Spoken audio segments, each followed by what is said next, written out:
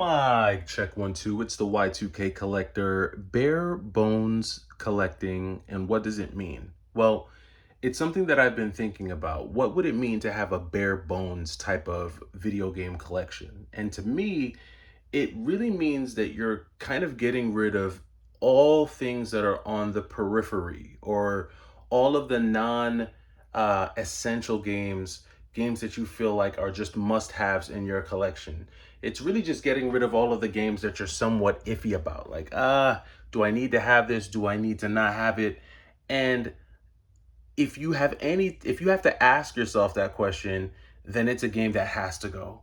Really, the only thing that you have on your shelves are games that you're like, I have to keep this. This is a game that I'm really into. This is something that means a lot to me. I'm super nostalgic for it. It's a game that I really gotta have. And so therefore, I'm not getting rid of it. And the same can go for whenever you're making video game purchases, right? It's like, okay, well, I'm not going to buy this game unless I feel like it's a game that I just can't live without. I need to have it. I want to play it. I want to experience it.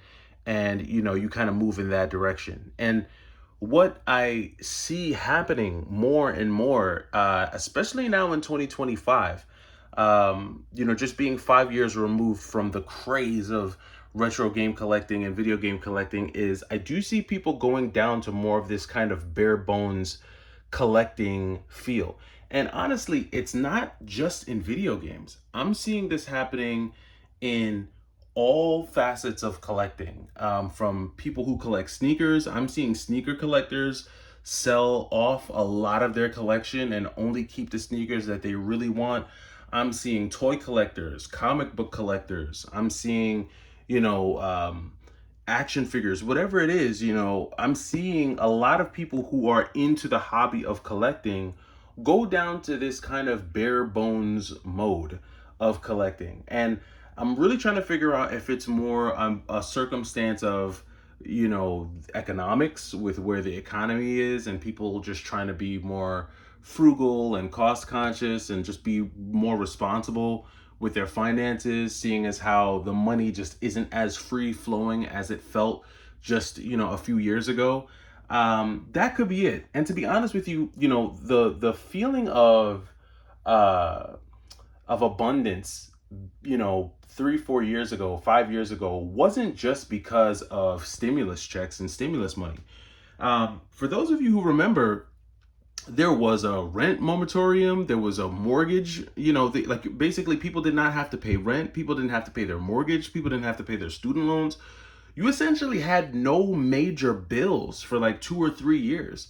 So even if you didn't qualify for a stimulus check, even if you weren't getting any type of government assistance in the form of a check, you were still able to not have to pay certain bills that you would normally have to pay.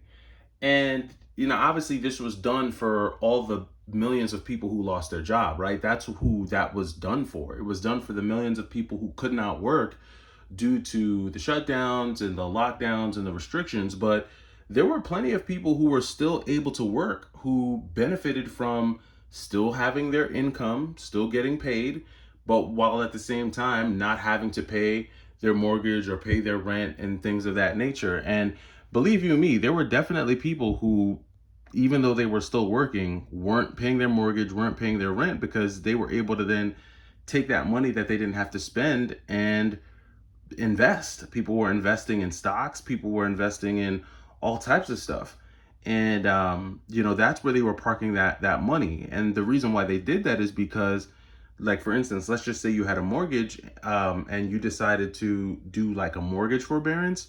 um, yes, the money that you were supposed to pay gets tacked on to the end of your loan, but no interest accrues on that. That zero interest accrues on that. So that payment period literally gets frozen in time.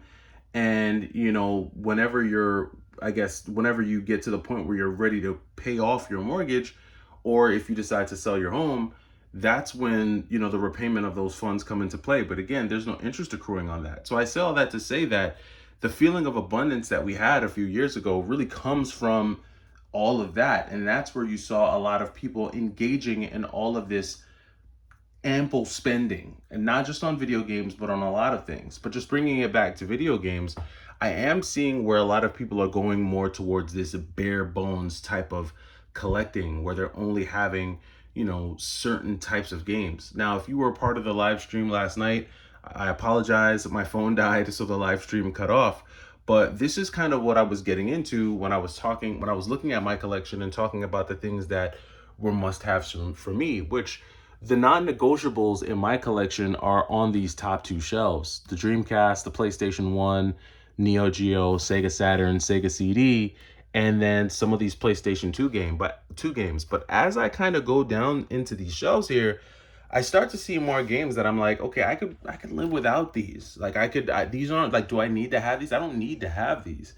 And that's the case once you start getting down to like this second half of PlayStation 2 games.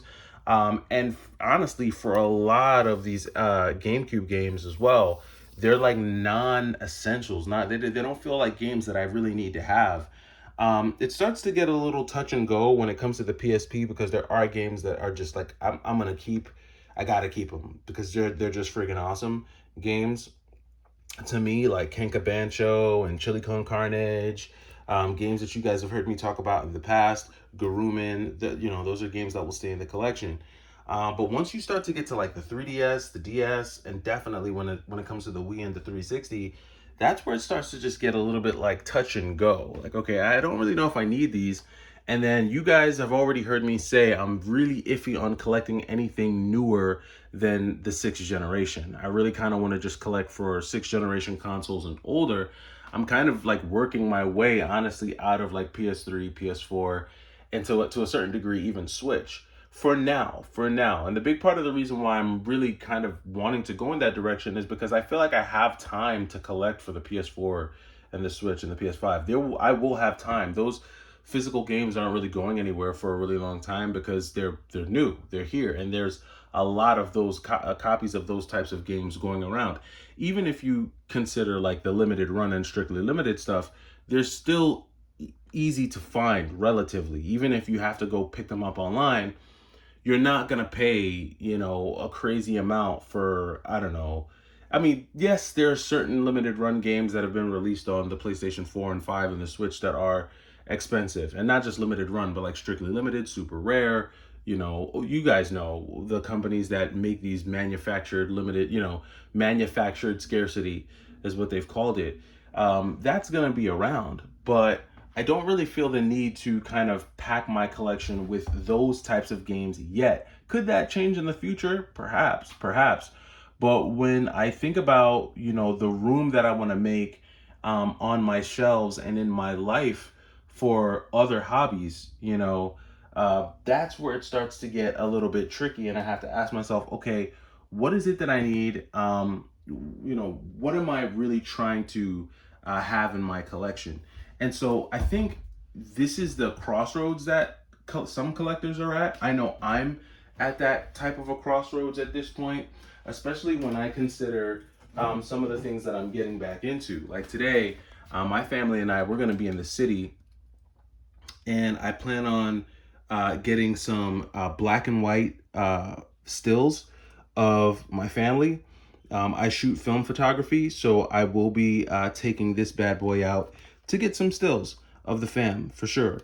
And my plan is to kind of print them out in different sizes and make kind of like a wall collage. It's kind of like a little bit of an artsy project that I want to do with the kids. So again, once you start to kind of factor in these other hobbies and different things that you want to do, that's when the idea of kind of paring the collection down to make room both physically and mentally and like, time wise for some of these hobbies, that's where it kind of makes more sense. So, I mean, you guys let me know. I don't know if this is just a trend that I'm seeing, if this is something that I'm seeing. Is having like a massive collection still the thing? I've never felt like that was the thing, which is why a few times a year I sell off chunks of my collection at a time. I've been doing that ever since like 2022, maybe even 2021. I've been doing that every year for a while, and it just helps me to keep things in check.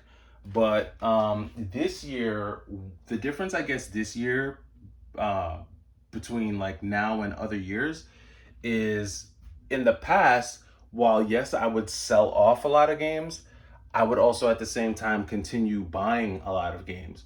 This would probably be the first year where I've sold off a lot of games, but the amount of games coming in to replace those games has not been at the same level.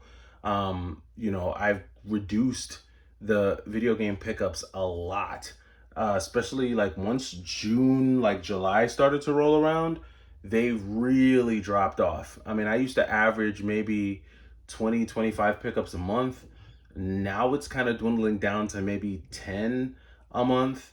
And if it wasn't for like the few pickups that I got the other day, it really would have been like five. And I don't know if I'm going to even have time to do much game hunting come September, just because it's back to school, all that type of stuff. So let me know. Do you think it's still, the thing is still buying a ton and having a huge room full of games? Or are we kind of moving into this essentials era where it's, have the essential games that you really want to have, having a bare bones collection, and then making room for the other hobbies and things in your life? I'm interested to know. My wall of games is still here. So, I mean, clearly I still have a wall of games, but I'm interested to know what you guys think. Let me know down in the comments, and I'll catch you in the next one. It's the Y2K Collector. Take it easy.